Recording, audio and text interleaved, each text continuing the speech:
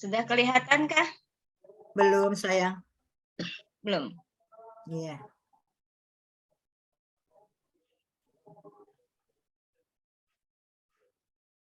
Sudah kelihatan, Bu? Iya, oke. Sudah, Ada, Bun. Sudah ada. Ya, kegiatan hari ini pada jam ini, jam 1 siang ini sampai jam 2 nanti, kita akan sharing mengenai pengembangan kurikulum di satuan PAUD. Sebelum lanjut, nama kata saya katanya ya. Saya ingin berpengenalkan diri, nama saya Wiwi Suryandarini. Pendidikannya S2, mengajar di RA Bahrul Ulum. Kemudian apa lagi ya? Pengurus KKRA DKI, pengurus PDI Jakarta Pusat, pengurus guru inspiratif ya, kemudian dosen di salah satu perguruan tinggi di Jakarta, dan juga narasumber beberapa pelatihan guru. Nah, ini kenapa sih kita ini harus mengenal pengembangan kurikulum seperti itu. Nah, disinilah pengembangan kurikulum saya coba untuk sajikan ke teman-teman, saya sampaikan dari literasi narasumber yang saya dapat juga, dan tujuannya untuk apa sih? Agar teman-teman ini dapat di sini nih, peserta memahami garis besar kurikulum merdeka, peserta memahami pembelajaran dan juga asesmennya, peserta memahami pengembangan kurikulum operasional satuan pendidikan dalam kurikulum merdeka, kemudian peserta juga memahami pengembangan proyek penguatan profil pelajar Pancasila. Yang kakak suruh ngisi itu. Nah di RA ini di PAUD, tapi tak ada tambahan kalau di RA itu ada pengembangan proyek penguatan profil pelajar rahmatan lil alamin. Di situ perbedaannya antara PAUD, TK dengan RA. Mengapa kurikulum PAUD itu ada? Di sini pemerintah ya, coba saya besarkan ya biar teman-teman bisa melihat jelas. Di sini ranah pembangunan PAUD di Indonesia itu sampai dengan 2045 adalah ingin menjadi suatu kado 100 tahun Indonesia merdeka. Maka karena itu dari mulai 2011 ada gerakan nasional PAUD. Fungsinya apa? Agar benar-benar generasi muda Indonesia itu mampu menjawab tantangan zaman di era globalisasi ini. Nah, tetapi seiring berjalannya waktu, rupanya Allah memberi cobaan kepada kita, yaitu berupa krisis ya, krisis pembelajaran di Indonesia berupa COVID-19.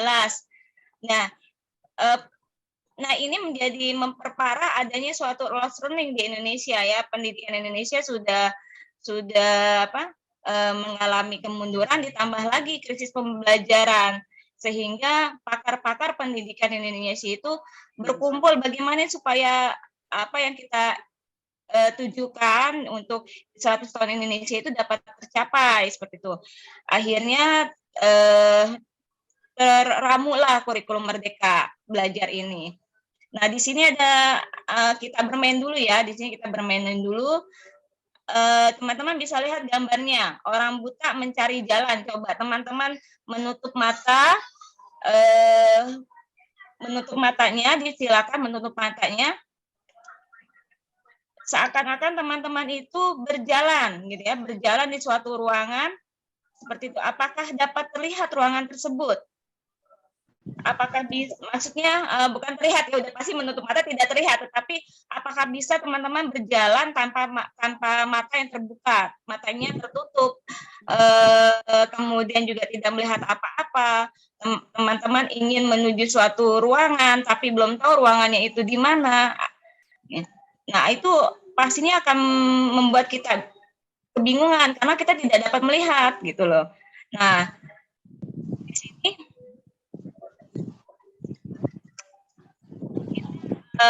sudah teman-teman sudah menutup matanya? Sudah. Coba menutup matanya. Sudah. Ya. Apa yang terjadi? Gelap, terang, apa gimana, Kak? Gelap. Apa menutup mata semakin terang, apa menutup mata semakin gelap?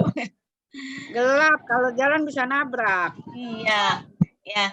Jalan bisa nabrak. Nah, hubungannya apa sih Bu Iwi ngasih gambar ini? Sebentar. Jadi harus berpegangan, harus ada yang membimbing. Ya, nah ini bagaimana perasaan teman-teman saat berjalan dengan tutup mata tadi Bunda udah menjawabnya. Kemudian ketika kita mengetahui kalau mata tertutup itu kita tidak bisa berjalan tanpa adanya suatu tuntunan, baik itu berupa arahan atau dari arahan mentor ya, atau kita sudah diberi petunjuk di sini nanti akan ada orang yang akan membimbing kita. Nah, itulah yang akan menjadi tuntunan kita menuju tempat tersebut. Lalu apa hubungannya sih dengan kurikulum? Apa yang Anda pahami tentang permainan tadi dan hubungannya dengan kurikulum apa? Coba ada yang mau di-sharing nggak curah pendapatnya? Oke, silakan Bunda Yanda. Bila ada yang mau menyampaikan, boleh raise hand atau menuliskan di chat. Yuk, silakan Bunda Guru. Ada yang mungkin mau berbagi? Oh, suaranya kecil. Bu Husnul, suara saya kecil ya, Bu Husnul? Ini Bun, terdengar sih, kalau di saya sih jelas Bun. Dengar ya? Ini ada yang bilang kecil. Tapi memang sinyal kurang bagus sih Bunda. Oh, baik. Jadi mungkin ada yang daerahnya kurang memungkinkan. Sudah jelas Bunda. Sudah ya, jelas ya Bunda Suhartati. Ya, jelas Bunda. Terima kasih Bunda. Bu Kris Yela, pedoman belajar dan bermain. Oke, silakan kepada Bunda Nur Aziza. Nanti selanjutnya Bunda Siti Aminah. Silakan Bunda Nur Aziza. Assalamualaikum warahmatullahi wabarakatuh. Waalaikumsalam warahmatullahi wabarakatuh. Terima kasih Bunda atas waktunya. Kalau melihat gambar tadi, kurikulum itu sebagai pegangan ya, kalau kita akan melakukan pembelajaran dan permainan bagaikan orang yang buta, nggak tahu mau ngapain gitu. Dan kita menggunakan metode yang amanah gitu. Itu sih menurut saya. Jadi kurikulum itu sangat penting sekali kalau di anak usia dini. Terserah mau pakai kurikulum yang mana. Apakah mau menggunakan kurikulum Merdeka Belajar ataukah kurikulum K13 itu diserahkan pada lembaganya masing-masing. Oke, baik. Terima kasih Bunda Nur Aziza. Bagaimana Bunda Wiwi? Ya, ada satu lagi nih Bunda Aminah ya. Bunda Siti Aminah, ya silakan Bunda Siti Aminah. Terima kasih. Assalamualaikum warahmatullahi wabarakatuh. Waalaikumsalam warahmatullahi wabarakatuh. Ya, kalau kita melihat gambar tadi, kalau di kegelapan kita kan nggak bisa lihat. Kalau berjalan kita nabrak, jadi harus megang. Nah, jadi kalau untuk dihubungkan dengan kurikulum, seperti kita di PAUD, ya tentunya kita harus ada pegangan berupa kurikulum, karena kurikulum itu merupakan pedoman kita untuk menuju belajar, proses belajar mengajar. Nah, sekarang ini kan ada kurikulum Merdeka. Nah, kita masih pakai kurikulum 13, jadi disinambungkan dengan kurikulum Merdeka juga, supaya dalam proses belajar mengajar itu kita jadi terarah gitu. Jadi memang perlu untuk proses belajar mengajar di satu sekolah harus adanya kurikulum. Begitu Bunda. Wassalamualaikum. Waalaikumsalam. Wah, hebat-hebat. Kayaknya materinya nggak usah lanjut lagi nih. Udah semuanya udah bener kayaknya. Iya, jadi udah keren-keren ya Bunda ya. Alhamdulillah. Ya, bener ya Bunda Kris yang melalui chat WA-nya, kemudian Bunda Martina, juga Bunda Siti Aminah, terima kasih atas curah pendapatnya. Betul banget, kita sebagai guru itu harus mempunyai pegangan, kan kurikulum tentunya ya, kurikulum yang sebagai pegangan kita, arahan kita mau ngapain nih dia, mau ngapain di sekolah gitu. Kalau tanpa adanya pegangan atau kurikulum, kita tidak tahu, ngajar asal-asal aja gitu. Kita di sekolah ya, sedangkan di bimbel-bimbel aja mereka punya arahan. Nah, kalau misalkan kita di sekolah tidak punya arahan, tidak punya pegangan, yo anaknya mau dijadikan apa, seperti itu.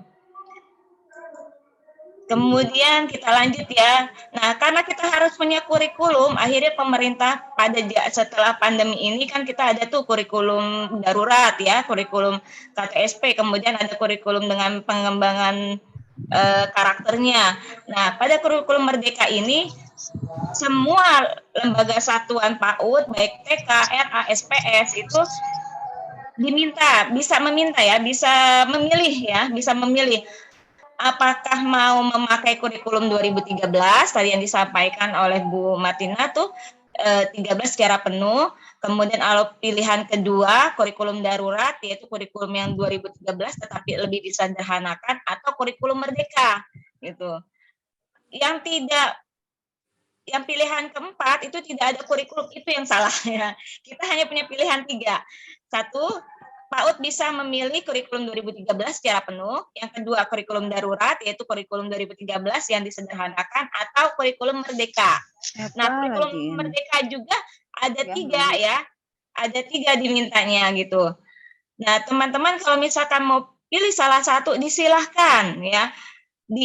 Isinya ditetapkan, dirembukan, disosialisasikan kepada orang tua. Mau apa nih kita kurikulum yang dipakai. Lalu arahnya sih kenapa harus ada perubahan kurikulum?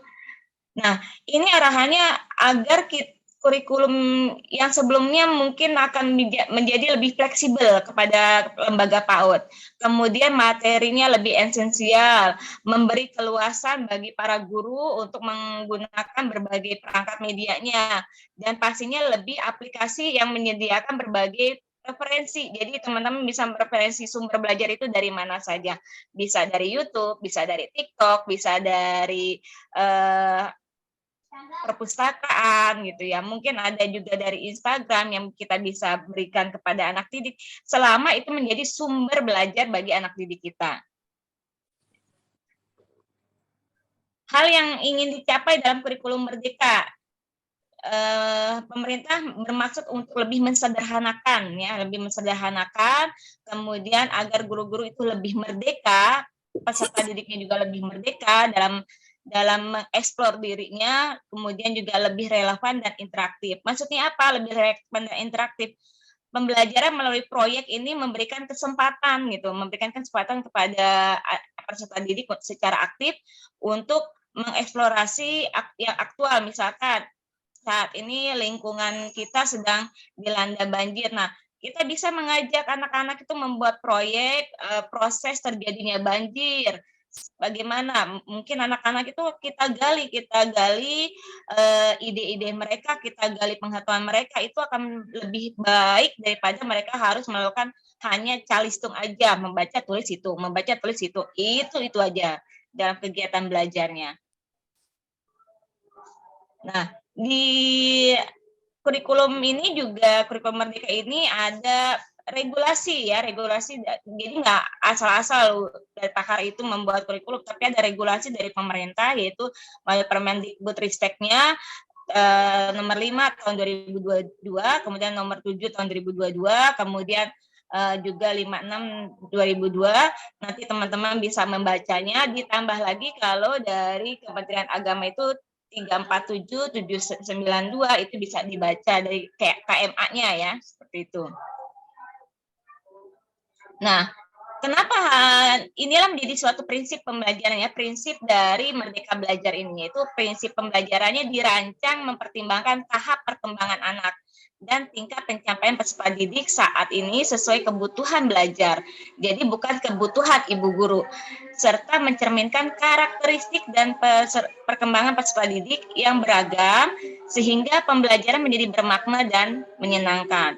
Lalu bagaimana dengan asesmennya? Prinsip asesmennya itu merupakan bagian yang terpadu dari proses pembelajaran. Jadi bu guru nggak usah susah-susah gitu. Ketika pembelajaran otomatis itu akan ada suatu asesmen ya, fasilitas pembelajaran dan penyediaan informasi yang holistik sebagaimana guru, peserta didik dan orang tua dapat memandu mereka dalam menentukan strategi pembelajaran selanjutnya. Oh ini rupanya kalau misalkan dengan strategi pembelajaran dengan menggunakan metode misalkan dengan metode metode bercerita ini nggak cocok di sini, kita ganti seperti itu. Itu bisa ya disosialisasikan dengan guru-guru yang lain agar topik yang kita bicarakan, topik yang kita laksanakan pada kegiatan-kegiatan anak dapat berjalan dengan menyenangkan dan bermakna. Nah, inilah struktur kurikulum ya, struktur kurikulum Merdeka Belajar, yaitu terdiri dari kegiatan pembelajaran intrakurikuler, kemudian proyek penguatan profil pelajar Pancasila. Kegiatan intrakurikuler itu adalah dirancang, rancangan itu tertuang dalam capaian pembelajaran CP. Kalau dulu kita kenalnya KD ya, ketika kurikulum 2013 kita kenalnya KI, KD, kemudian indikator. Nah di sini di kurikulum Merdeka kita mengenalnya capaian pembelajaran dengan fase fondasi. Bermain bermakna mewujudkan merdeka belajar, merdeka bermain. Itu intinya di situ, perwujudan dari intranya. Kemudian kegiatan yang harus dipilih harus memberikan pengalaman yang menyenangkan dan bermakna. Bunda-bunda coba bayangkan ya, bayangkan anak-anak ketika di kelas itu yang salah satu guru itu memberi tugasnya melalui LKS. Kemudian yang salah satu guru lain mereka memberi kegiatan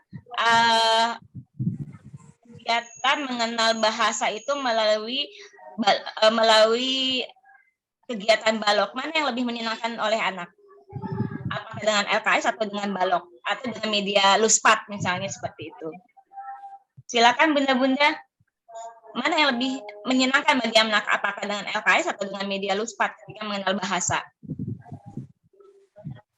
Bunda Wiwi mohon izin, suaranya sepertinya kurang jelas ya. Entah gangguan sinyal atau gimana saya. Sebentar. Sekarang bagaimana? Nah, udah jelas. Iya. Oke, Bunda Nur Hazizah, raise hand. Ada yang bisa dibantu? Oke, terima kasih Bunda tadi kan menanyakan bagaimana dengan permainan dengan media luspat ya. Alhamdulillah di sekolah kami itu sudah 3 tahun terakhir ini menggunakan luspat. Jadi memang itu akan lebih apalagi usia anak 4-5 tahun. Itu sangat mengena sekali buat anak-anak karena kita itu menghindari namanya LK. LK itu sesuatu yang sangat membosankan ya. Karena anak-anak itu tidak semuanya harus bisa pegang pensil, harus pegang seperti itu, tapi kita murni menggunakan media luspat. Itu sangat ini banget. Kebetulan saya di TK saya ngajak anak usia 4-5 tahun. Itu anak-anak inspiratifnya pasti akan terbuka sekali. Jadi 3 tahun ini sekolah kami menggunakan media luspat baik kelompok A maupun kelompok B. Terima kasih. Assalamualaikum. Iya. Salam. Iya Bu Nur Aziza, jadi kan anak lebih nyaman ya, lebih enak, lebih menyenangkan, dan pembelajaran itu lebih bermakna daripada mereka hanya diberikan LKS aja seperti itu. Dengan media media luspat mereka bisa mengeksplorkan apa yang mereka inginkan sih Mbak. Kita hanya memprovokasi mereka aja. Nih kegiatannya ini silakan teman-teman biasanya kalau saya manggil anak-anak teman-teman ya, teman-teman bisa membuat sesuai dengan arahan guru, kita ada kalimat provokatifnya di situ. Ya, terima kasih Bu Nur Aziza. Lanjut. Nah, kemudian apalagi sih? Nah, ini dukungan kadang dukungan itu yang lebih banyak ketika Merdeka Belajar ini justru lebih banyak video gitu ya, saya lihat ya gitu. Karena lebih mudah mungkin ya, lebih mudah pengambilan. Tetapi seharusnya ketika kita menginginkan literasi itu terjalin, maksudnya terbangun oleh anak, justru sumber belajar itu berupa buku lebih banyak gitu loh, berupa buku-buku yang menarik lebih banyak daripada video-video gitu. Karena apa? Video-video itu mereka biasa melihat gitu. Mereka kan di rumah juga pegang HP ya, pegang HP. Mereka bisa lihat video. Tetapi ketika di sekolah itu ada buku perpustakaan yang menarik bagi mereka, gambar-gambarnya bagus gitu. Nah itu akan menjadi motivasi mereka membangun keinginan mereka untuk berliterasi, baik literasi baca, literasi numerik seperti itu. Nah, lalu nih pelajar Pancasila. Ya, ini ada pelajar Pancasila mengacu pada standar STTPA-nya. STTPA-nya yang K13 dengan STTPA kurikulum Merdeka Belajar pun berbeda saat ini. Nanti selanjutnya alokasi belajar. Ya, alokasi belajarnya itu sekarang minimal 900 menit ya, minimal 900 menit. Bunda-bunda mau lebih lagi, misalkan ada 1050 gitu. Silahkan, tetapi harus diperhitungkan daya tahan tubuh anak juga, dan apakah itu menyenangkan atau malah membuat anak boring di sekolah seperti itu. Tetapi ini di sini minimal 900 menit per minggu atau 180 menit per harinya. Lalu ada apa saja sih dari struktur kegiatan belajar di kurikulum Merdeka? Ini ada CP ya, CP-nya capaian pembelajarannya itu ya, termasuk dalam intra, kemudian penetapan tujuan pembelajaran. Jadi setelah CP baru penetapan tujuan pembelajaran, kemudian strateginya ya, strategi kegiatan bermain yang bermakna, mengeksplorasi, kemudian menggunakan buku-buku bacaan tuh ya. Jadi sumber-sumber itu diperbanyak buku bacaan anak, bukan video literasinya gitu. Kalau video literasi kita bisa menjadi suatu kolaborasi dengan orang tua. Bunda besok akan ada kegiatan tanaman, dipersilakan melihat YouTube tentang menanam seperti itu. Nah itu nanti di sekolah kita bukunya gitu, buku perpustakaannya agar menarik anak-anak. Lanjut, nah ini profil pelajar Pancasila. Dari mana sih profil pelajar Pancasila? Ini dari Pancasilanya sendiri ya, yang 5 ya. 5 sila kelimanya, 5 sila tersebut, ketuhanan yang Maha Esa dan sampai keadilan sosial bagi seluruh rakyat Indonesia. Kemudian pembukaan Undang-Undang Dasar 45 Pasal 31, kemudian tujuan pendidikan nasional, Sisdiknas, visi pendidikan Indonesia. Ini sumbernya kenapa ada profil pelajar Pancasila pun akhirnya di intisarinya, kemudian dari UNESCO-nya juga profil manusia Pancasilanya ini kemudian akhirnya menghubungkan harus adanya profil pelajar Pancasila agar pelajar Pancasila, agar pelajar Indonesia merupakan pelajar sepanjang hayat, belajar sepanjang hayat yang kompeten, berkarakter, berperilaku sesuai dengan nilai-nilai Pancasila. Misalnya di situ persatuan Indonesia, mereka menjunjung persatuan Indonesia, mereka tidak menginginkan perpecahan, mereka inginkan kedamaian di dalam kelasnya, mereka saling merangkul sesama temannya walaupun berbeda agama. Nah itu keinginan dari kita semua. Apa aja sih yang ada di profil pelajar Pancasila? Ini kita pernah mengenal 18 karakter ya Bun, gitu. 18 karakter pernah kita dengar ya, gitu ya. 18 karakter. Nah ini, ya. Nah ini ada di dalam ranah profil pelajar Pancasila ya.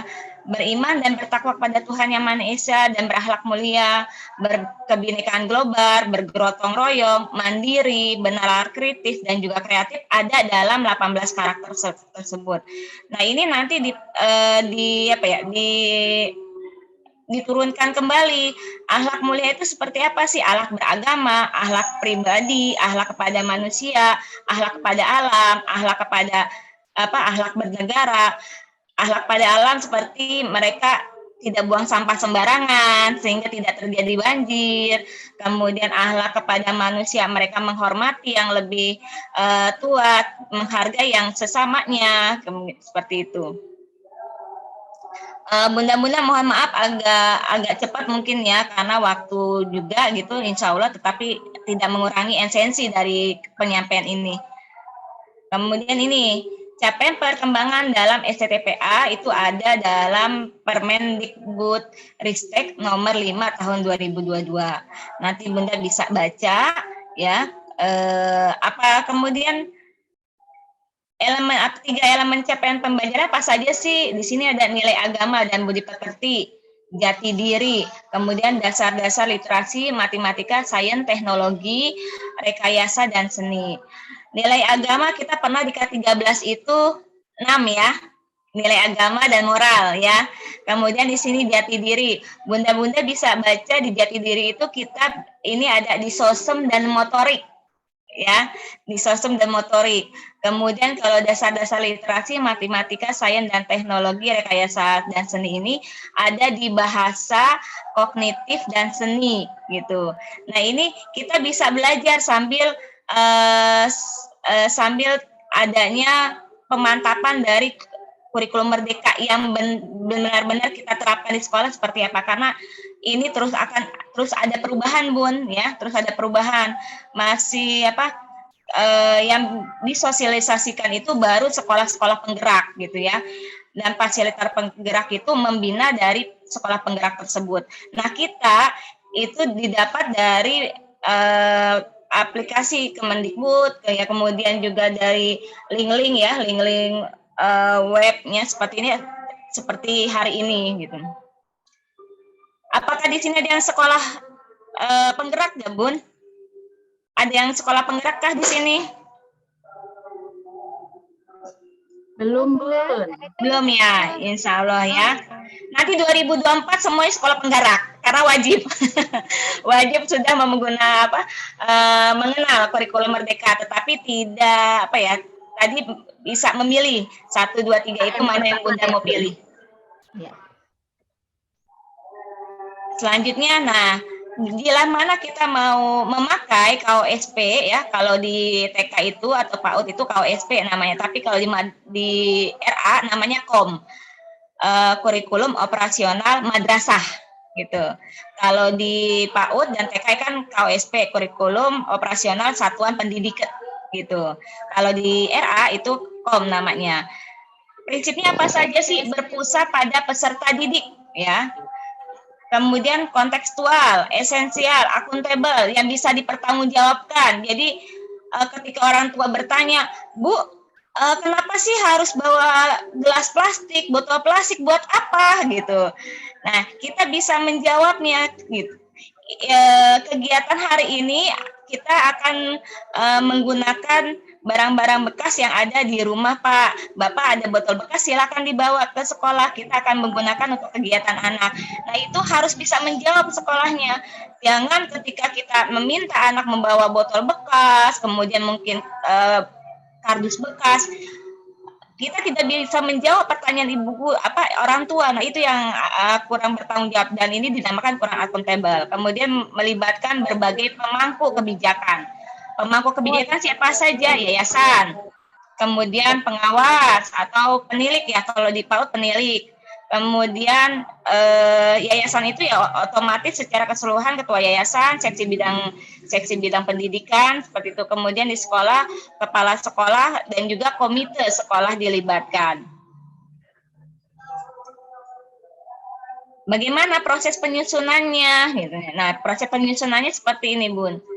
Di sini ada kita karakteristik satuan pendidikan, ya.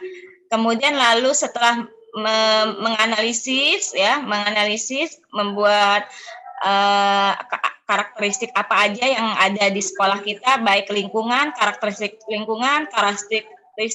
peserta didik dan gurunya, kemudian sosialnya seperti apa, itu dituangkan dalam KOSP tersebut. Lalu yang kedua, penyusunan visi dan misi serta tujuan kegiatan pembelajaran. Lalu yang ketiga, pengorganisasian pembelajaran. Yang keempat, rencana pembelajaran. Dan yang kelima adalah pendampingan, evaluasi, dan pengembangan profesional. Karena itu ini salah satu dari kegiatan pengembangan profesional seperti hari ini, Bun, mengikuti seminar, mengikuti workshop, ya, mengikuti diklat, ini bisa menjadi rencana kerja Bunda di KWSP tersebut dalam pembinaan pengembangan profesional. Lalu, kenapa sih perlunya proyek penguatan profil pelajar Pancasila? Boleh saya minta tolong peserta membaca. Bu Nur Hasanah? Bu Nur Hasanah? Iya. Ya, Bun, hadir. Silakan. Minta dibantu baca yuk, Bun. Perlunya proyek penguatan profil pelajar Pancasila. Oke. Perlunya proyek penguatan profil pelajar Pancasila. Proyek penguatan profil pelajar Pancasila memberikan kesempatan kepada murid untuk mengalami pengetahuan sebagai proses penguatan karakter, sekaligus kesempatan untuk belajar dari lingkungan sekitarnya. Dalam kegiatan proyek ini, murid memiliki kesempatan untuk mempelajari tema-tema atau isu penting seperti perubahan iklim, anti-radikalisme, kesehatan mental, budaya, wirausaha, teknologi, dan kehidupan berdemokrasi, sehingga murid bisa melakukan aksi nyata dalam menjawab isu-isu tersebut, sesuai dengan tahapan belajar dan kebutuhannya. Proyek penguatan ini juga dapat menginspirasi murid untuk memberikan kontribusi dan dampak bagi lingkungan sekitarnya. Terima kasih, Bun. Terima kasih Bunda Nur Hasanah. Nah, ini gambarnya jelas banget nih ya, mereka sedang mengerjakan proyek ya. Jadi pengalaman mereka dibutuhkan ketika mereka mempunyai kegiatan selanjutnya. Seperti kemarin itu mereka membuat pengalaman di sekolah, ada proyek membuat donat ya. Kemudian di rumah, jadi Mama aku mau membuat donat seperti di sekolah. Jadi pengalaman itu mereka muncul gitu. Dan akhirnya menjadi suatu motivasi mereka. Wah, aku harus bisa nih lebih dari sekolah. Di sekolah aku bisanya membuat donat bulat aja. Nah, di rumah dia bereksplorasi bisa seperti itu. Donatnya segitiga ya gitu. Jadi memungkinkan pasti bukan memungkin lagi, pasti pengalaman pengetahuan yang didapat anak dari kita membuat proyek penguatan profil Pancasila ini. Apa saja sih yang ada di tema-temanya? Nah, tema-temanya di sini, aku sayang bumi, aku cinta Indonesia, bermain dan bekerja sama, kemudian imajinasiku. Empat tema ini bisa Bunda lakukan dalam 1 tahun, atau bisa Bunda juga misalkan 1 semester hanya 1 boleh, 1 semesternya 2 boleh. Yang Bunda mampu laksanakan. Jangan membuat perencanaan tapi Bunda tidak melaksanakan, itu yang salah. Ketika Bunda semester 1 aku sayang bumi, nggak apa-apa gitu ya. Oh, kegiatan aku sayang bumi dihubungkannya nanti dengan topik apa nih gitu. Ini kan tema ya, tema proyek. Topiknya nanti ketika pembelajaran apa yang kita mau kolaborasikan dengan proyek tersebut.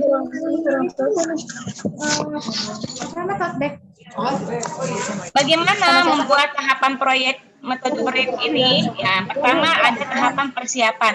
Bu Husnul kayaknya ada yang bocor ya? Oh enggak. Ya, Bu Siti Jatia Ulfa kayaknya. Oh iya, Bunda, iya. Oke, sudah Bunda. Iya, baik. Terima kasih.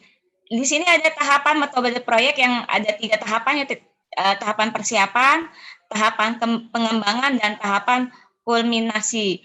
Tahapan persiapan itu kita mulai memilih dan mendiskusikan, menentukan topik proyeknya, tema proyeknya apa. Pada tahapan ini guru, orang tua juga bisa bersama-sama dengan anak untuk membuat proyek apa nih. Kemudian tahapan pengembangannya, bagaimana anak dapat melakukan kegiatan aktivitas pemecah masalah untuk menjawab pertanyaan dalam proyek persiapan, tahap persiapan tersebut. Lalu tahap kulminasi. Pada tahap ini anak mendapatkan kelompok kecil ya, kelompok-kelompok kecil, kemudian masing-masing mereka mengkomunikasikan dan berbagi pengetahuan, keterampilan, hasil karya. Bahkan di sini ada muncul nanti leadership-nya anak. Karena apa? Kita dapat melihat ketika anak ada yang seperti mengarahkan, kamu yang ini ya, kamu yang nanti kamu yang membuat pola ini, kamu yang mewarnainya nanti, kamu yang membuat bunganya, itu akan timbul dengan sendirinya pada saat itu. Itu saya alami ya. Saya alami ketika RA saya melakukan proyek ini, tapi ini belum proyek pelajar Pancasila pada saat itu, tetapi dengan metode proyeknya. Itu 3 tahapan tersebut. Selanjutnya ini contohnya ya, contoh pembelajaran berbasis proyek nih, membuat miniatur rumah ya, membuat rumah Baiti Janati, mereka membuat rumah gitu bersama-sama. Lalu setelah itu kita mengadakan asesmen ya, asesmen. Teknik pengumpulan asesmen ini ada 4 cara, yaitu di kurikulum Merdeka Belajar, catatan anekdot, kemudian hasil karya, checklist, dan foto berseri. Ini nanti akan Bunda dapatkan juga di hari Jumat. Ya, di hari Jumat Bunda akan mendapatkan pendalaman penilaian. Ya. Kemudian pengolahan data ini pun nanti dikumpulkan untuk dianalisis, untuk melihat apakah CP-nya itu tercapai pada saat pembelajaran. Gambar berseri seperti apa? Ini saya kebetulan punya teman satu kelompok ya gitu ya, membuat pengumpulan data foto berseri. Nah, ini bunda-bunda nanti juga akan mendapatkan kegiatan ini di hari Jumat juga kalau tidak salah ya, itu pengembangan media digital sebagai dukungan kita dari pelatih ini untuk bunda-bunda bisa melakukan teknik pengumpulan data melalui foto berseri. Ini bisa dilihat ya, mulai berkumpul, kemudian ibu guru menjelaskan kita akan menanam, sampai terakhir mereka selesai itu mencuci tangannya. Nah, di sini semua ranahnya, semua aspek, maksudnya semua aspek itu tercapai semua di sini ya. Ketika berkumpul membaca doa, aspek 6. Kemudian mau bekerja sama, aspek sosialnya muncul seperti itu. Ketika mereka menghitung bibitnya, kognitifnya ada. Kemudian mereka mengkomunikasikan kegiatan, bahasanya dapat. Ya, kemudian untuk keseniannya mereka dapat bagaimana agar tanah itu tidak berantakan ya, dapat tidak tercecer, tapi langsung pada pot yang mereka akan tanami biji-bijian tersebut. Kebersihannya ini juga dapat, ini sudah termasuk. Nah, ini salah satu, ini adalah contoh dari KOSP ya, daftar isi dari KOSP. Bunda-bunda bisa lihat di sini.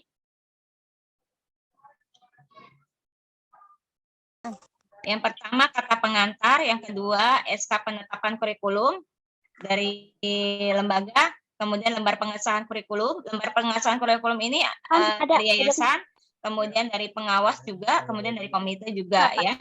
Kemudian terdiri dari apa saja? Ada karakteristik PAUD, kemudian visi, misi, tujuan. Bila visinya 3, berarti misinya pun 3, tujuannya 3. Jangan ketika Bunda membuat visinya ada 4 visi, tetapi misi yang diturunkan hanya 3, itu perlu dipertanyakan tuh ya. Kemudian tujuannya juga harus mengacu pada misi. Misinya ada 3, berarti tujuannya pun ada 3. Lalu pengorganisasian pembelajaran.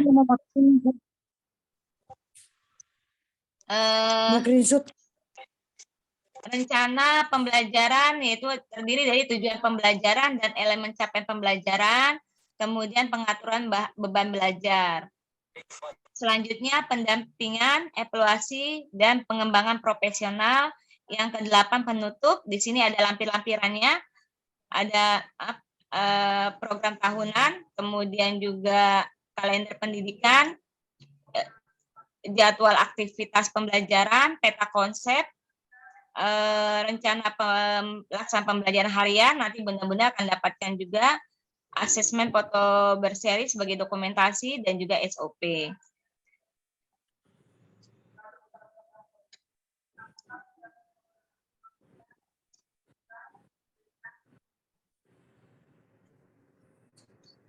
Masya Allah, luar biasa nih, padat ya Bunda materinya. Iya. Semangat-semangat. Wiwi mengingatkan untuk waktu tinggal 5 menit lagi ya. Iya, baik teman-teman, ini kok tidak bisa ya. Ini ada ngeheng saya. Ya, di sini sebagai penutup dari materi saya, nanti insya Allah bisa tanya jawab, mungkin 1 atau 2 orang ya. Pendidikan merupakan pintu peradaban dunia. Pintu tersebut tidak akan terbuka kecuali dengan 1 kunci, yaitu seorang atau sosok guru yang peduli dengan peradaban dunia. Jadi, belajarlah, wahai pendidik, jangan lelah untuk belajar. Dari saya, wassalamualaikum warahmatullahi wabarakatuh. Waalaikumsalam warahmatullahi Wabarakatuh. Masya Allah. Kita berikan aplaus untuk Bunda Wiwi Suryani dari Masya Allah. Keren. Baik Bunda, tadi dipersilahkan untuk yang mau bertanya, mungkin 1-2 orang, monggo raise hand atau mau menuliskan di chat, silakan.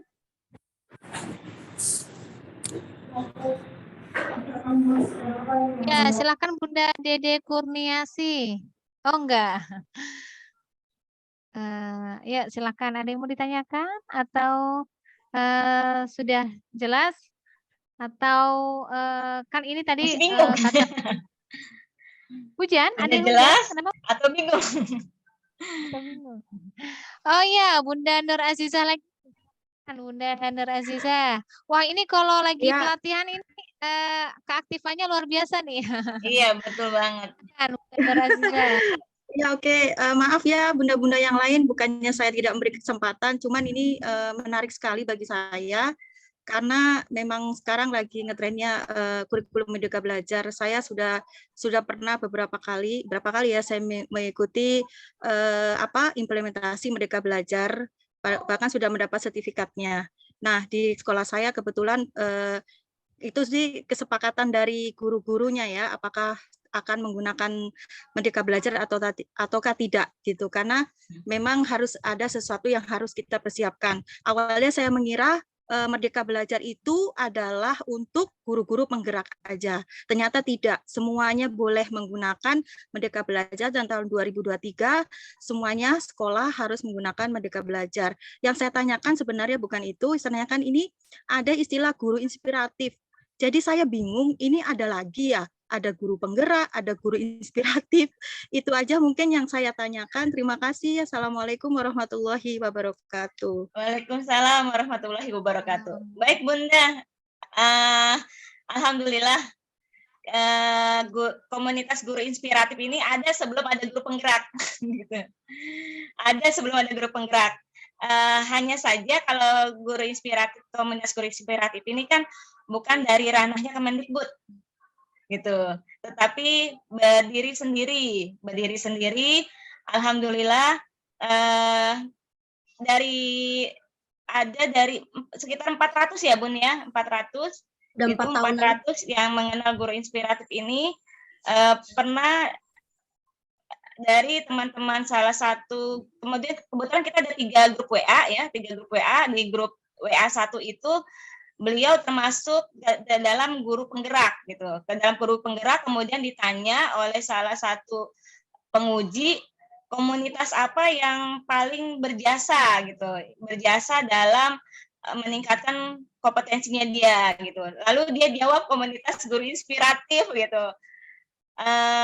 Mereka pun bingung gitu ketika ditanya komunitas guru inspiratif yang mana ya? Pendirinya Bu Wiwi Suryandari ini bingung lagi karena memang kita memfasilitasi teman-teman seluruh Indonesia untuk mengenal, apalagi terutama untuk teman-teman yang jarang terjamah dalam pelatihan itu kita fasilitasi Bun. Kayak kemarin kami itu ke Lebak ya, ke Kampung Bayah ya, ke Kampung Bayah. Dari kita naik kereta itu dari Rangkas Bitung, stasiun Rangkas Bitung masih 3 atau 4 jam lagi ke sana. Itu jarang terfasilitasi untuk kegiatan pelatihan gitu.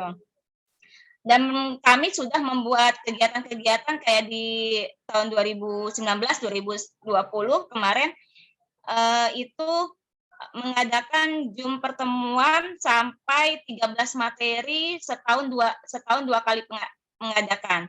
Nah, alhamdulillah respon teman-teman sangat baik sekali dan saya pun turut senang karena apa? Ini menjadi kita kumpulan guru yang mau berbagi, intinya di situ. Komunitas guru inspiratif adalah kumpulan guru yang mau berbagi. Bu Wiwi, saya punya kelebihan di PowerPoint, saya ingin berbagi. Yuk, nanti kita fasilitasi dengan 3 grup tersebut, kita kumpulkan seperti itu. Dan alhamdulillah teman-teman trainer saya pun mau berbagi lagi. Pada saat itu dosen UIN ya Pak Ferdinand, kebetulan trainer tingkat nasional pun berbagi mengenai materi dia The Great Teacher. Intinya di situ Bun, kita KGI itu Komunitas Guru Inspiratif adalah kumpulan guru-guru yang ingin berbagi dan haus ilmu dan mau belajar.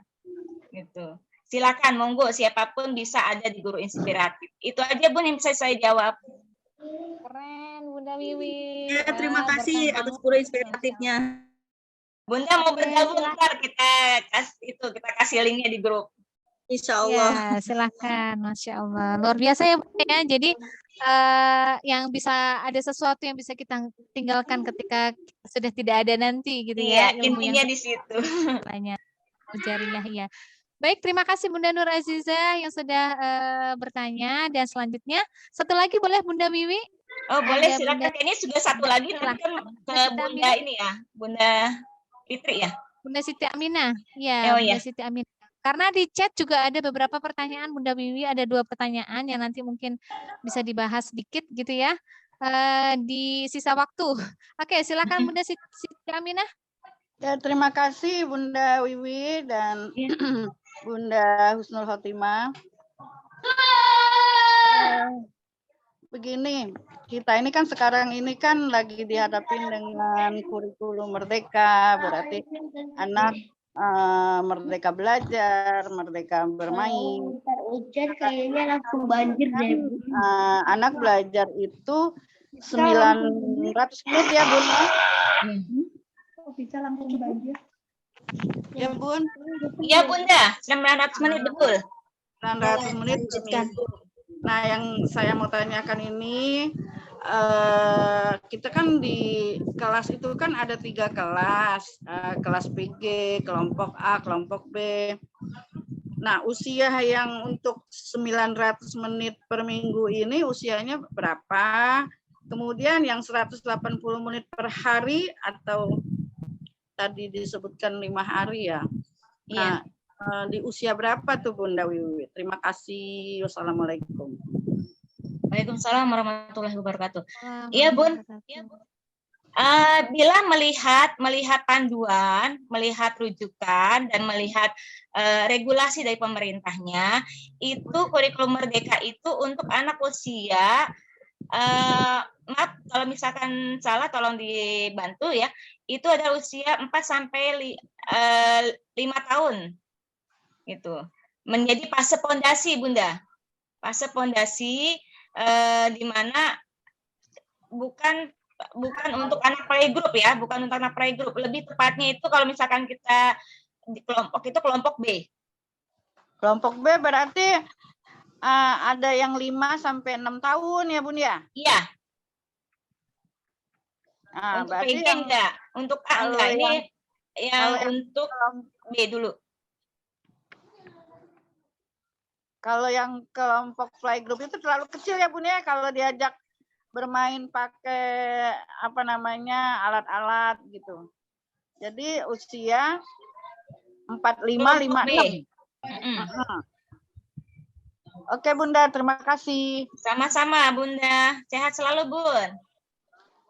Alhamdulillah, terima kasih Bunda.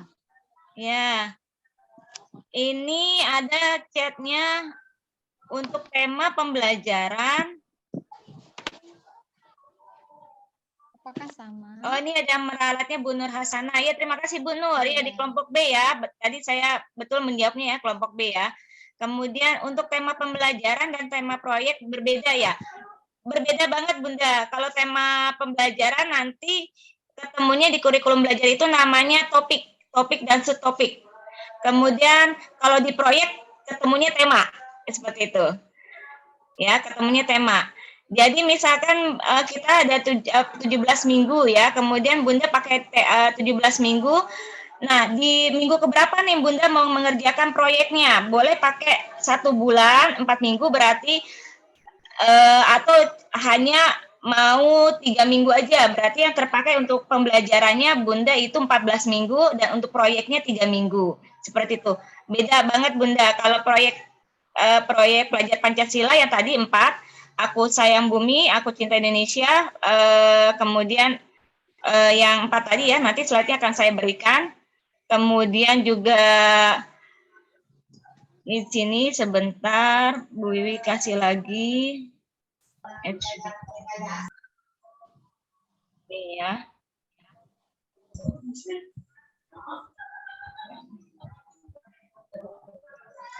Nih, ya. Aku Sayang Bumi, Aku Cinta Indonesia, Bermain dan Bekerja Sama, dan Imajinasiku. Itu proyek pelajar Pancasila. Tetapi kalau topik, Bunda bisa pakai kegiatan topik yang biasa Bunda laksanakan, seperti itu. Topiknya apa? Keseluruhannya. Jadi berbeda sekali antara tema pembelajaran dan tema proyek pelajar Pancasila. Seperti itu. Nanti kita teruskan di grup ya, bila masih belum puas ya gitu. Nanti insya Allah kita berbagi lagi di grup. Materi akan di-share. Iya, materi akan saya share Bunda. Akan saya share materinya nanti di grup. Demikian Bu Husnul yang bisa saya jawab. Iya, terima kasih banyak Bunda Wiwi Suryaniarini, Masya Allah. Luar biasa ya Bunda ya, ilmunya berkah. Dan baik Bunda, karena mengingat waktu, karena kita harus berbagi dengan materi yang lain. Jadi nanti kalau misalkan Bunda masih belum puas lah dengan masih banyak nih pertanyaan-pertanyaan yang akan disampaikan ke Bunda Wiwi, nanti boleh lewat chat ya, atau misalkan lewat WA. Baik Bunda, terima kasih. Mungkin ada Bunda Husnul, closing izin statement. tadi ada yang Ya, siap. ada yang screenshot kah? Ada, saya screenshot Bunda. Udah banyak Pak Baik. screenshot. Nanti boleh disampaikan. Mungkin sekali lagi kali ya. Oke, tunjukkan gambar terbaiknya. 1, 2, 3. 1, 2, 3. Oke, nanti boleh dikirim ke kelompoknya. Oh ya, ini banyak juga yang baru buka kamera nih. Oke, 1, 2, 3. 1, 2, 3. Boleh gaya bebas. Oke, terima kasih Bunda Rini, Masya Allah luar biasa materi kita hari ini. Kita berikan aplaus sekali lagi kepada narasumber kita yang luar biasa, Masya Allah. Terima kasih Bunda Wiwi.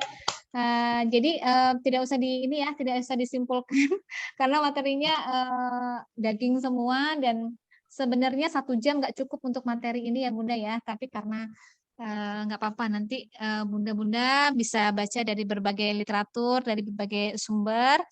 Selanjutnya akan ada materi berikutnya yang tidak kalah menariknya. Wah, terima kasih ya Bunda Wiwi atas materi hari ini. Ada closing statement-nya? Closing statement ya? Oke. Pantun. Pantun. Mungkin ada Burung pantun. Nuri burung cendrawasih kalau saya. Burung Nuri burung cendrawasih. Sekian dan terima kasih. Baik, terima kasih Bunda Wiwi, Masya Allah. Baik Bunda, demikian materi yang disampaikan ini. Oh ini aja Bunda Nurul, jadi guru jangan capek untuk belajar, teruslah belajar karena kita ialah yang mengajar untuk peradaban dunia. Mantap. Mantap ya Bunda Guru ya. Sebenarnya ini loh Bunda, ini menarik sekali, ini banyak banget yang belum kita kenal gitu ya. Ada yang dari TK, ada yang dari PAUD, ada yang dari mana aja nih RA gitu ya. Sebenarnya kalau waktunya panjang bisa kita kenalan lebih dekat lagi karena kan tak kenal maka tak sayang gitu ya. Tapi karena waktunya sangat mepet sekali dan mudah-mudahan besok selama 3 hari ini Bunda lebih bisa mengenal satu sama lain. Baiklah, sekian dari saya. Kurang lebihnya mohon maaf. Wabillahi taufiq wal hidayah. Wassalamualaikum warahmatullahi wabarakatuh. Sampai jumpa di selanjutnya. Assalamualaikum. Salam warahmatullahi wabarakatuh. Bu Husnul, Materi Ya. moderatornya. Bunda Ineke ya? ya Ya, silakan Bunda Ineke. Stop recordingnya. bisa di apa?